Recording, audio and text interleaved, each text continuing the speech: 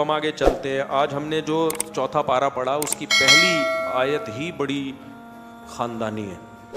لن تنالوا البر حتى تنفقوا مما تحبون.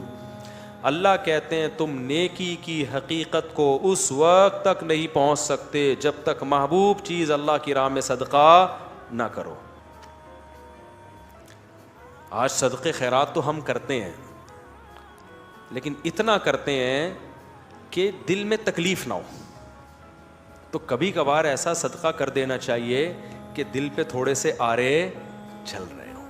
تو اللہ کہتے ہیں نیکی کی حقیقت تو تب پتہ چلے گا کہ تم اللہ پر ایمان رکھتے ہو. تو کبھی کبھار, میں نہیں کہہ رہا ہمیشہ کرتے رہیں, اس سے تو ایسا نہ ہو ہارٹ اٹیک سے مر ہی نہ جائے گا. اللہ اپنی محبت کے دعوے کو دلیل کے بغیر قبول نہیں کرتا, دلیل کے بغیر قبول نہیں کرتا. تو آرے تھوڑا سا گھسائی ہونی چاہیے دل کی. ہمارے حضرت ایک شعر پڑھا کرتے تھے, آئینہ بنتا ہے رگڑے لاکھ جب کھاتا ہے دل, کچھ نہ پوچھو دل بڑی مشکل سے بن پاتا ہے دل. دل پہ جب رگڑے لگتے ہیں نا قربانی کے, تو پھر دل میں اللہ کی محبت کے انوار پیدا ہوتے ہیں. تو ہمت کر کے نا کبھی کچھ بڑی رقم بھی صدقہ کر دیا کریں. صحابہ تو بہت آگے جا چکے تھے. ابو طلحہ انصاری رضی اللہ تعالی عنہ نبی کی خدمت میں آئے, عرض کیا یا رسول اللہ, اللہ نے کہا ہے کہ محبوب چیز صدقہ کرو گے تو پھر فائدہ ہے, پھر نیکی ہے. تو مجھے سب سے زیادہ محبوب میرے باغ ہے. وہ پراپرٹی تھی ان کی. باغ اس زمانے میں ایسا جیسے بحریہ ٹاؤن میں بنگلہ, آپ نے ساری زندگی محنت کر کے کمایا ہو. تو یا رسول اللہ میں چاہتا ہوں اپنا باغ اللہ کی راہ میں. دنیا مسافر خانہ ہے نا, کوئی بات نہیں. آپ نے فرمایا بخن بخن واہ واہ ذا کا مال رابع, تو بڑا قیمتی مال ہے. اتنا بڑا باغ, پراپرٹی, پھلدار باغ, وہ صدقہ کر رہے ہو. اس کی ویلیو بنگلے سے زیادہ تھی کیونکہ وہ سورس آف انکم تھا. سمجھتے ہو گے نہیں سمجھتے؟ میں نہیں کہہ رہا کہ آپ ایسا کریں, کیونکہ اگر کل آزمائش آئی تو پھر مجھے بھی برا بھلا کہو گے اور اللہ میاں کو بھی کہنا شروع کر دو گے.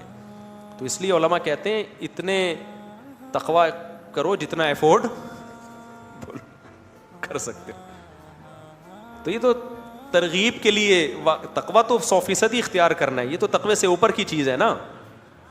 تو ترغیب کے لیے تو ہے نا کہ صحابہ تو کہاں پہنچ گئے تھے بھائی, تو ہم کچھ تو کریں نا یار. کبھی زندگی میں کوئی پلاٹ ہم نے اللہ کے لیے ہبہ کیا, ہم نے کبھی زندگی میں ہم نے کوئی بڑا اماؤنٹ نکالا. اچھا ہم تو بڑا اماؤنٹ نکالیں تو بھی دل پہ آرے نہ چلیں. یہ اماؤنٹ تو ہم شادی بیاہ کے موقع پہ اڑاتے رہتے ہیں. دیکھا ہوگا آپ نے, ولیموں پہ اڑا دیا اتنا پیسہ, شادی بیاہ پہ اڑا دیا اتنا پیسہ, ذرا سی تقریبات پر اتنا پیسہ اڑا دیا. یار کم از کم اتنا پیسہ کبھی اللہ کو خوش کرنے کے لیے بھی اڑایا کرو نا. ہاں اڑانا کہاں ہے یہ بڑا مسئلہ ہے. لوگ بعض دفعہ بڑا اماؤنٹ خرچ کرتے ہیں, غلط جگہ پہ کر دیتے ہیں. تو جب آپ خرچ کرو, ہم نے اپنے علماء سے سنا ہے کہ صدقہ خیرات بھی بہت سوچ سمجھ کے کرنا چاہیے. اللہ کی نعمت کو ضائع مت کرو, مستحق سے مستحق کو تلاش کرو. اگر دینی مدرسے میں دینا ہے تو دیکھو کہ اس دینی مدرسے کا محتمم 2 نمبر تو نہیں ہے. ایسا تو نہیں کہ یہ مدرسے کی 4 دیواری کے نام پہ نوٹ چھاپنے کی مشین لگائی ہوئی ہے, اس لیے. کیونکہ میں نے دیکھا ہے کوئی بھی داڑھی ٹوپی ویسٹ کوٹ میں آئے گا, 4 یتیم بچے اس نے جمع کر لیے, آ کے دکھائے گا تو لوگ چیک کاٹ کے دے رہے ہوتے. یہ 10 لاکھ, یہ 20 لاکھ, یہ 1 کروڑ. دھندا بنایا ہوا ہے لوگوں نے بھائی یہ کمانے کا. داڑھی بس ٹوپی ہو اور تھوڑا سا چہرے پہ نور وور ہو, کریم وریم لگا دی آپ نے, سیٹ صاحب کے پاس گئے, ہمارا مدرسہ ہے, یہ تصویر دیکھو اٹھا کے. میں بہت لوگوں کو جانتا ہوں. ایک آدمی سعودی عرب میں, قطر میں, عرب لوگ سخی بہت ہوتے ہیں, وہاں جا کے کروڑوں روپے جمع کیے اس کمبخت نے, کروڑوں روپے. یہاں سے تصویریں بھیجتا تھا, بچے صحیح بخاری پڑھ رہے ہیں, دیکھو مدرسہ ہے میرا. کچھ بھی نہیں تھا. اور اگر ہو بھی تو بھائی انویسٹمنٹ ہے, کچھ کھاؤ کچھ لگاؤ. تو اس لیے دینی مدرسہ کرنا تو دینی مدارس کو دینا ہے, کیونکہ دینی مدارس کو نہیں دیں گے تو پھر دین کی تبلیغ کا کام رک جائے گا, علماء پیدا ہونا بند. کیونکہ یہ سرکاری حکومت تعاون نہیں کرتی ہے, اور اچھا ہے نہ کرے. حکومت نے تعاون کیا نا تو یہ مدرسوں کو اپنی تحویل میں لے گی, پھر سارے سرکاری مولوی پیدا ہوں گے, سرکاری مولوی پیدا ہوں گے. کیونکہ گورنمنٹ نے جو کام اپنے ہاتھ میں لیا نا, اب دیکھو سعودی عرب میں کتنے بڑے بڑے پرہیزگار علماء ہیں, لیکن یونیورسٹیاں وہاں گورنمنٹ کے کنٹرول میں, تو پالیسیاں کس کی چلیں گی؟ گورنمنٹ کی. اب وہ بیچارے کچھ بول ہی نہیں سکتے. جو بس ہے بس ٹھک وہ چلے گا. Order is order. تراوی 8 ہیں 10 ہیں. وہ میں بھی تراوی 2 دن پڑھی نا میں نے وہاں, تو مجھے کسی نے انہوں نے 10 کر دی. میں نے کہا شکر ہے 10 باقی ہیں, اگر یہ بھی آرڈر آ جائے ختم تو کیا ہو جائے گا, وہ بھی ختم ہو جائے گا. وہ ایک لفظ دنیا میں سب جگہ ایسا ہی ہے, سب جگہ ایسا ہی ہے. تو ہمیں یہاں آزادی ہے, کم از کم ہم کھل کے بات کر سکتے ہیں. اس آزادی کے کچھ سائڈ افیکٹ بھی ہیں, کیونکہ کھل کے صحیح بات ہو سکتی ہے تو غلط باتیں بھی کھل کے بہت ہو رہی ہیں یہاں پہ.